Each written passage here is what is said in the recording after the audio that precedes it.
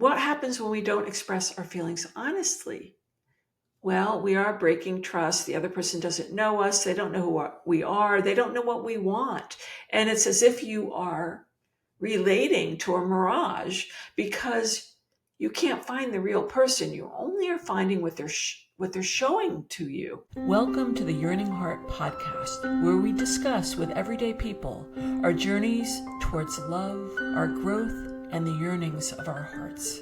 I wanted to come back and explore a little more deeply some of the things that were brought up by Miette in episode 1 of the Yearning Heart Podcast. In that conversation, she discussed the importance of emotional safety and communication in her current relationship and her personal growth and understanding of what she desires in a partner.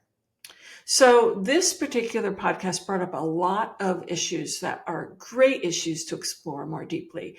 The first one is this idea of attachment wounds. So an attachment wound means that when you were growing up, somewhere along the line, you did not get what we call good enough nurturing or good enough parenting. And everybody has some degree of attachment wounding because there are no perfect parents. There's no perfect match. There's always places where there's a gap or something gets missed. And it might be minor, it might be major. In Miette's case, she's talking about attachment wounds specifically with her father because her father sounds to me, and I'm not going to diagnose someone without having met them. I've never met her father, but her father sounds like he's got some narcissism that is not good for Miette. So to talk about narcissism, it's healthy to have some narcissism. We all are, at 2, you're supposed to be, self-involved. That's part of growing up. Narcissism is part of being a healthy kid. But when you are an adult and you're still highly narcissistic, highly self-involved, that means there's sort of a developmental delay. So the narcissism of a parent, if you have a parent who's what I would call wounded in terms of that area, if your narcissism as a parent negatively affects your child because you can't tune into the child's needs, the child's going to have issues with trusting that their needs will be met by future partners or future people. It will just affect them. So attachment wounds connect to attachment styles. And different people have different attachment styles, as we know. And let's bring in a little bit on attachment styles. So anxious attachment people can benefit from learning to self-soothe, learning to get their focus off the other person, learning to focus on themselves, and learning how to get through these difficult feelings that arise. Avoidant attachment people can really benefit from getting more in touch with their feelings, more facile, having more ability to verbalize what their feelings are.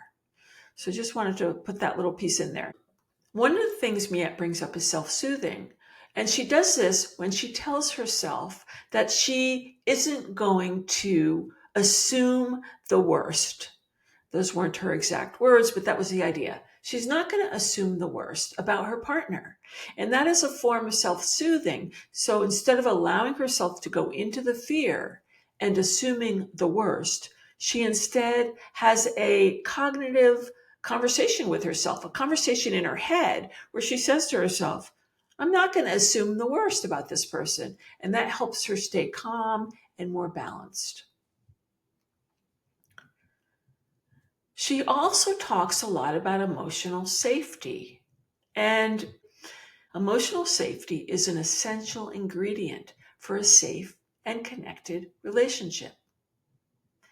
So in her case, she's learning how to trust her partner, how to talk about her feelings, how to be vulnerable, how to say what she needs, how to not go off into anxious behavior.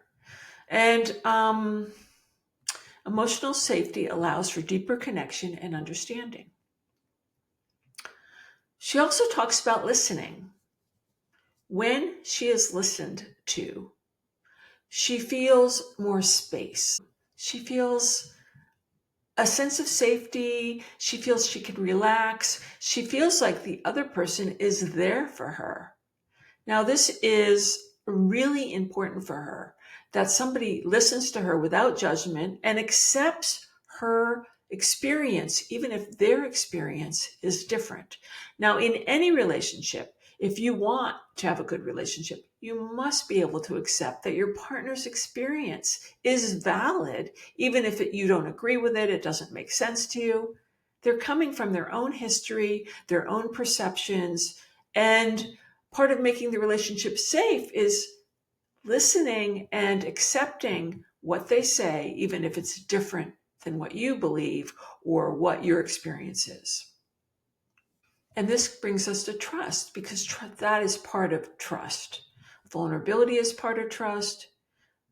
Listening is part of trust, non-judgmental listening. Being able to do what you say and say what you do. If you don't do what you say you're going to do, or your partner doesn't, trust is being broken.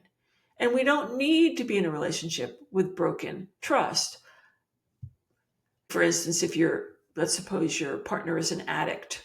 Well, breaking trust is part of the deal, because addicts are protecting their addiction, their need, their craving, and they will say what they need to say to get that need taken care of. And trust will be broken over and over again. And if you're in that situation, you have to find a way to build yourself up, build your self-worth up, build your strength up, so that you can eventually say, yes, I'm attached to this person. I love this person, but I don't need this behavior. I don't want to be in this behavior. I want something different.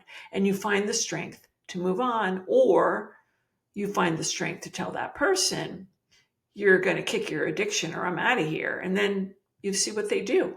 But that's another area that shows how important trust is and how easily it can be broken. So another place this podcast brought up for me is the idea of expressing feelings honestly. What happens when we don't express our feelings honestly? Well, we are breaking trust. The other person doesn't know us. They don't know who we are. They don't know what we want. And it's as if you are relating to a mirage, because you can't find the real person. You only are finding what they're showing to you. And you need to know what their feelings are. They don't have to act their feelings out. If you're angry, you don't have to throw something. You can just say, I feel angry about blah, blah, blah, and it upsets me. Or I have this expectation that you would do this, and when you didn't do it, it hurt my feelings. It doesn't mean you act out. It means that you are saying what you're feeling, how it impacted you, whatever happened, and what you want. Could you please tell me your feelings next time, so I can know how I want to respond, and not just expect me to read your mind, for example.